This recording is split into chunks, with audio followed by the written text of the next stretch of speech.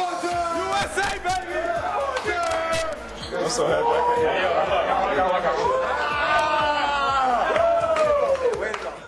The USA has always been by far the greatest basketball nation in the whole world. You know it, I know it, everyone does. 16 Olympic gold medals, 5-time winners of the FIBA World Cup, and the only other thing that they could do is beat aliens.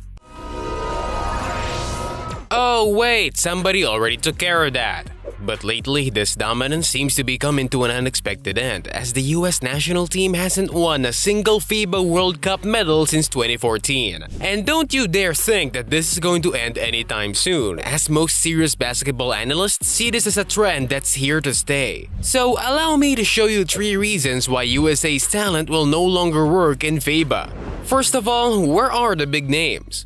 Let's get the obvious thing out of the way first. Just take a look at this year's USA FIBA roster. Notice anything? Where are the superstars? No marquee name in sight. Instead, the absolute best players here are guys with a single all-star selection. I'm of course talking about Tyrese Haliburton, Brandon Ingram, Anthony Edwards, and Jaren Jackson Jr. Now, I'm not putting anyone down, and these guys can ball, but they aren't exactly LeBron James or Steph Curry. You would think that with their American pride, there would be no reason for them to miss the national team's call, but the answer is pretty simple. The NBA season is a grind. From October to May, they are required to play 82 regular season games, with the potential for playoffs if they're too good at carrying their teams. That kind of stuff takes quite a toll on your body. Now imagine you're an NBA superstar. Your first priority is going to be avoiding injuries, so you're obviously going to use the off-season to rest. Another thing to keep in mind is that the more you play, the higher the risk of injury is, and we have seen superstars have their careers completely derailed because of one. The first example that comes to mind is of course the case of Paul George. In 2014, during a star-filled USA team basketball scrimmage, a weird landing would end up leaving him away from basketball courts for nearly a year. Throws a little bit too fast for his own good. Nice contest, but a foul.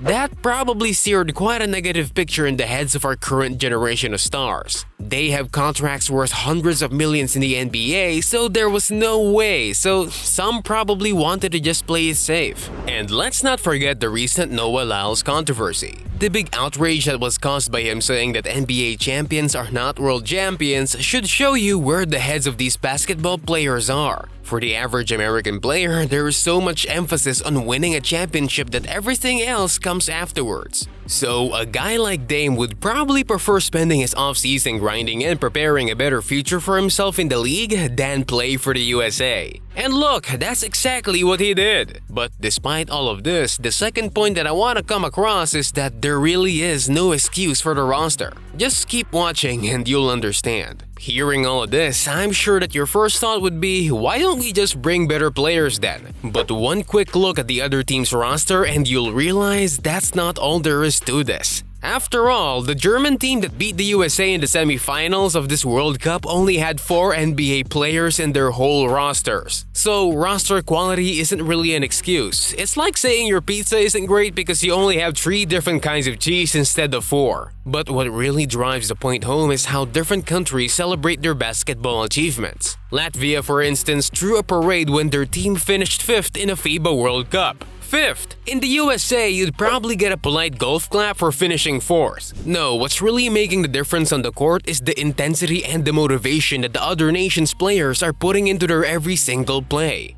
The Noah Lyles comments that I mentioned before may seem logical to the Americans watching the video, but to everyone else, the pride that they get from seeing their national teams win is immeasurable. Just compare how much people in the US ignored this World Cup compared to the crazy fans that welcomed the Latvian team after only finishing 5th. And speaking of Latvia, remember Kristaps Porzingis celebrating on crutches after his side upset France in the beginning of the World Cup? That's the kind of commitment and dedication that is required from players at that level of competition. You're not going very far if your defensive anchor, Jaren Jackson Jr. in this case, who is supposed to be the current Defensive Player of the Year, averages less than 1 block and 3 rebounds per game. And instead of taking responsibility, just dodges any questions asked. Not only that, but Jaren's case represents an even bigger problem in today's NBA landscape, the emphasis that is put on offense compared to defense. When you have players used to the high-scoring results of NBA games putting in all their energy on scoring and none on defense, it's easy to see how problems can arise when they're faced with international teams who take pride in their defensive solidity and tactical prowess.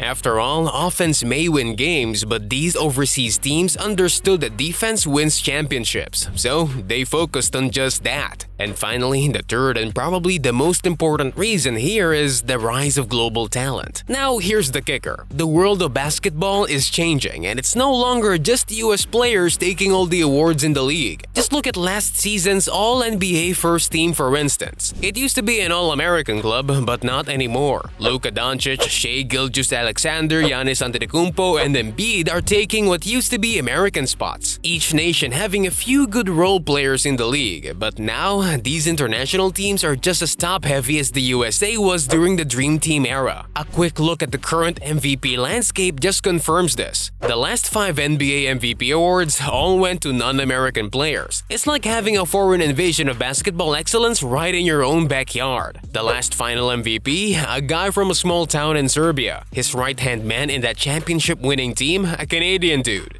I'm of course talking about the duo of Jokic and Jamal Murray, succeeding where American stars like Carmelo Anthony failed and bringing the Denver Nuggets their first championship. And this movement doesn't seem to be ending anytime soon, as even the NBA draft is getting a makeover. Victor Wembanyama, the French sensation, was the #1 overall pick from last draft, with Spanish center Ada Aymara being a projected top 5 pick in the 2024 draft class. There's no stopping the international train, and with the NBA getting more and more popular as each day goes, we may have already gone beyond the point of no return. Oh, and remember Serbia, the silver medalists from this World Cup? Well, they made it to the FIBA World Cup final with one of 3 NBA players, all the while missing some of their best players, namely Nikola Jokic and Alexei Pokusevski. This is a Hall of Fame caliber player that we're talking about. That's like LeBron James missing the NBA Finals and the Cavs still winning it all. And that's not all. The player's missing excuse also can be used by a number of other big nations. While France may not have had the best performance during this year's World Cup, they could say that they are in the same situation as the USA's team, missing key players. But for the next Olympic Games in 2024, that will be played on their turf, and they will reportedly be adding Joel Embiid and Victor Wembanyama to their lineup. It's like they're assembling a basketball Avenger squad, and they're ready to take on anyone.